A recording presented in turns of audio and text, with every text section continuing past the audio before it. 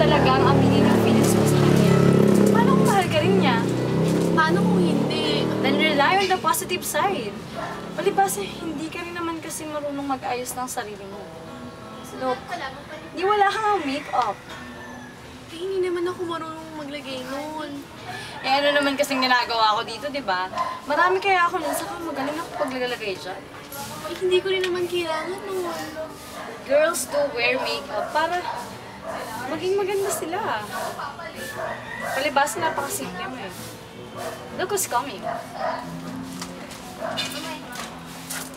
Nag-lunch ka na ba? We haven't. By the way, I'm Alicia.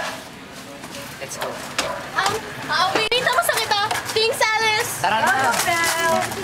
Ano ba problema mo, ha? Ikaw ang may problema. Ba't sumasama ka sa taong di mo kilala? She's my friend! Friend, ngayon nga lang kayo nagkakilala eh. For sure, di mo alam kung saan siya nakatira o kung anong pagkatao meron siya. Anong gusto mong palabasin, ha?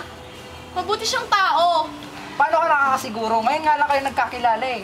I don't know what kind of ego you have, but you don't have the right to insult her. Ikaw na rin nagsabi, hindi mo pa siya ganun kakilala, di ba? I'm just protecting you, Isabel. Now, kung ayaw mo makinig sa akin, bahala ka na. Bahala ka na.